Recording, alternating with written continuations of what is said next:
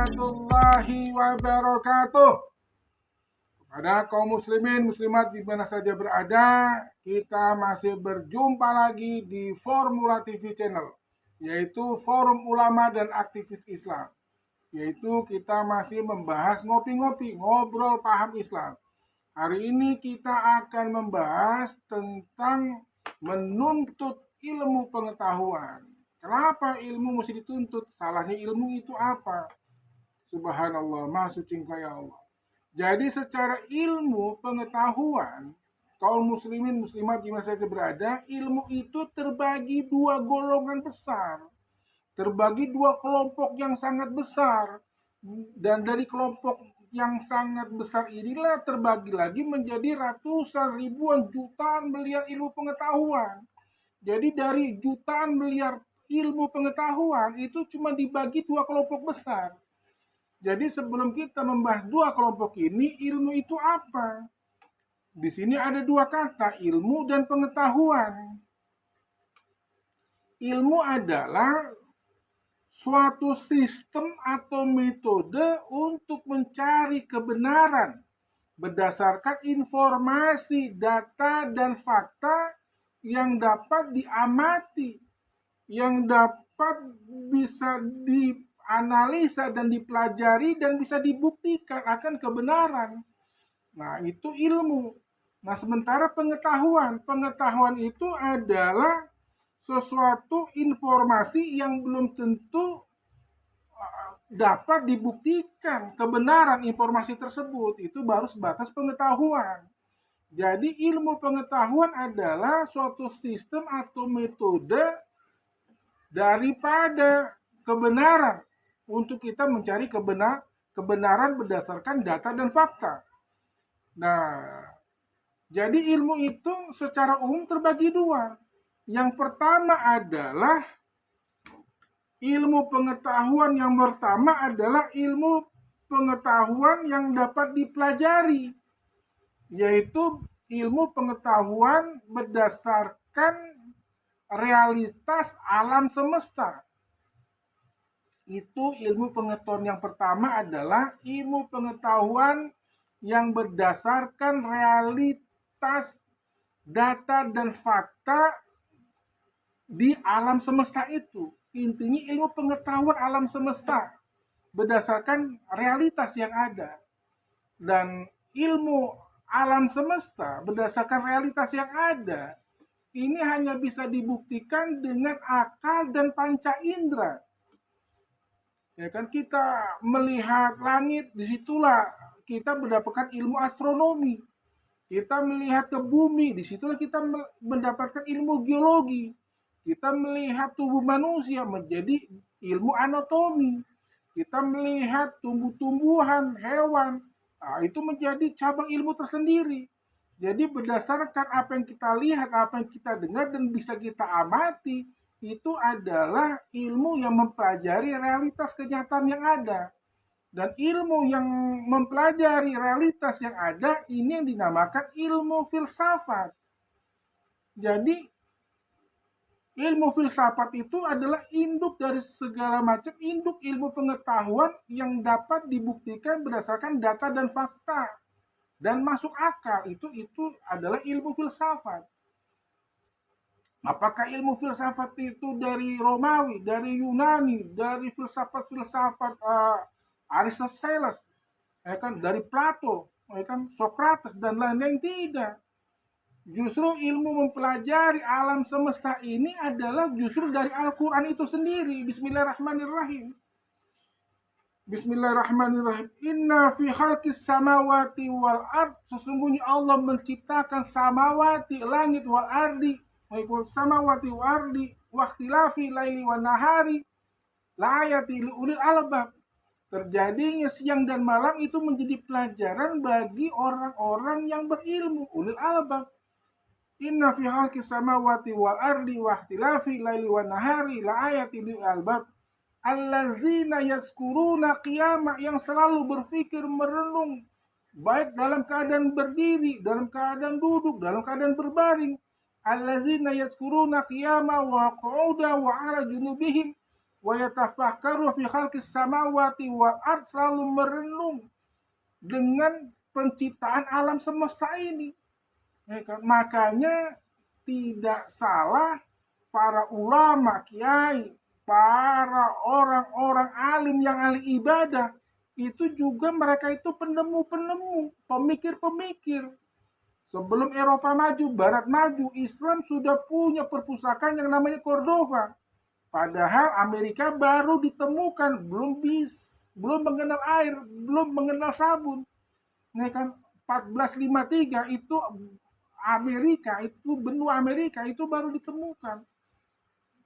Ya kan? Nah, kita umat Islam sudah menjadi profesor, doktor, para penemu-penemu. Ya kan? Bahkan sudah ada perpustakaan, universitas, dan pendidikan yang sangat tua.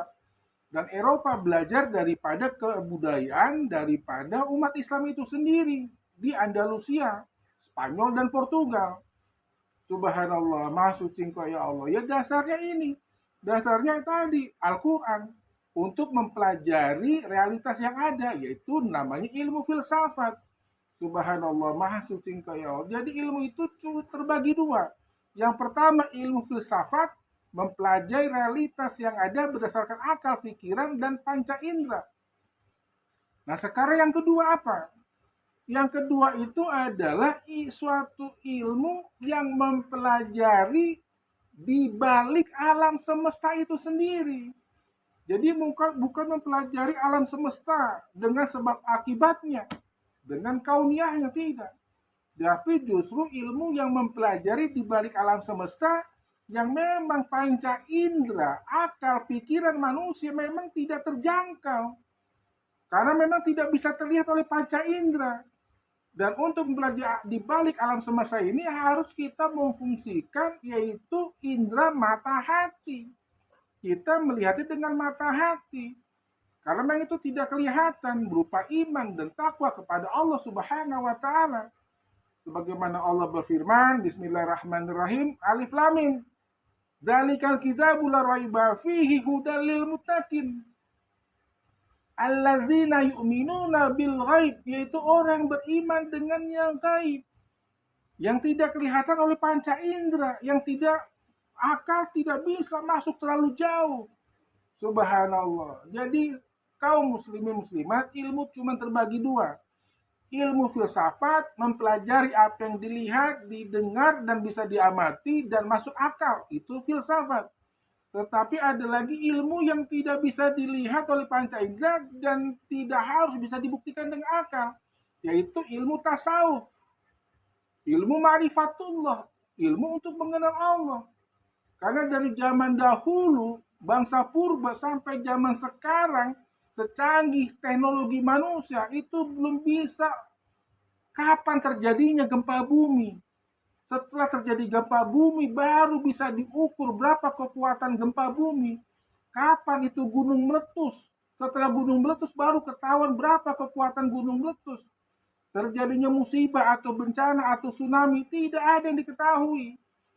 Tetapi mereka sangat yakin dari zaman purba sampai zaman sekarang ada kekuatan di luar kemampuan manusia yang mengendalikan alam semesta ini. Yaitu siapa? Allah Subhanahu wa ta'ala. Subhanallah, maha suci ya Allah. Jadi kita beriman yang gaib. Selanjutnya kepada kaum muslimin muslimat di mana saja berada, jadi kesimpulannya kebenaran itu tidak harus berdasarkan data dan fakta, harus masuk akal, yaitu filsafat. Tapi kebenaran juga yaitu yang tidak terlihat oleh panca indera itu juga bisa termasuk kebenaran. Apa salah satu contohnya? Udara. Siapa yang bisa melihat udara? Apa bentuk wujud daripada udara? Tidak kelihatan. Tetapi udara itu ada, walaupun tidak kelihatan. Subhanallah. Apalagi contohnya, sesuatu yang tidak kelihatan, tapi ada. Yaitu listrik. Listrik tidak kelihatan. Kita tunjuk, ini penerang lampu. Itu lampu, bukan listrik. Itu kipas angin, itu TV. Atau kita tunjuk, itu kabel. Tapi yang namanya listrik, energi, itu tidak kelihatan. Taunya ada listrik atau tidak, kita pegang itu kabel yang tidak tertutup oleh kabel, kita pegang tembaganya, kita kesetrum. Berarti tandanya ada listrik. Subhanallah, maha suci Engkau ya Allah. Kemudian satu lagi yaitu virus, bakteri. Dia tidak terlihat oleh panca indera kita. Apakah virus itu ada pada saat ditemukan mikroskop? Abad 18. Tentu tidak. Sebelum ditemukan mikroskop, itu bakteri, virus, corona itu sudah ada zaman dahulu. Dari mulai alam ini berkembang, virus, bakteri, kuman itu sudah ada. Bukan berarti setelah ditemukan mikroskop, baru itu ada virus. Tidak mungkin. Subhanallah, maha suci Engkau ya Allah. Jadi kebenaran itu tidak harus terlihat oleh panca indera. Terakhir, kaum muslimin, muslimat di mana saja berada, masalah ilmu pengetahuan terbagi dua, yaitu ilmu filsafat, yaitu mempelajari yang terlihat dan masuk akal, ilmu tasawuf, ilmu yang tidak harus terlihat oleh mata dan tidak harus akal bisa berfungsi, tapi itu menjadi suatu kebenaran. Apa contohnya? Allah yang menciptakan langit, bumi, tumbuh-tumbuhan, hewan, manusia, apapun makhluk itu Allah yang menciptakan. Tetapi Allah itu sendiri tidak terlihat oleh panca indera. Kata Allah, jangankan aku Allah. Allah pun menciptakan makhluk. Bukan berarti menyamakan Allah dengan makhluk. Apa nama makhluk itu? Yaitu namanya akal atau pikiran. Kalau kita manusia dikatakan tidak punya akal, tidak punya pikiran, tidak punya otak, itu pasti marah. Kalau kita dikatakan kita bodoh, tolong, nggak punya akal, nggak punya pikiran, pasti marah. Cuman pada saat kita tanya kenapa dia marah, di mana akal atau pikirannya, ada dia nunjuk kepala, itu kepala. Katanya di dalam kepala dibuka lagi, itu ada otak. Di dalam otak atau benak dibuka lagi, dibelah lagi, dicacak lagi. Mana yang namanya akal atau pikiran? Tidak ada. Subhanallah. Baru yang namanya akal dan pikiran itu tidak bisa dilihat dengan kasat mata. Cuman data dan fakta bahwa akal itu ada, walaupun tidak terlihat, akal bisa menciptakan TV. Akal bisa menciptakan pesawat terbang. Akal bisa menciptakan motor, mobil, kendaraan. Akal bisa menciptakan handphone. Dan seluruh yang ada di muka bumi, sebagian besar akal yang menciptakan. Pikiran, ide-ide manusia yang menciptakan. Tapi akal, pikiran, ide tersebut tidak terlihat oleh mata kita. Subhanallah, maha suci Engkau ya Allah. Jadi, tidak ada dikotomi antara ilmu filsafat dan ilmu tasawuf. Syariat ditambah ma'rifat adalah itulah ilmu tasawuf. Subhanallah, maha suci Engkau ya Allah. Sahabat muslim, di masa berada, demikian sekelumit pemahaman tentang ilmu pengetahuan. Pengetahuan itu terbagi dua.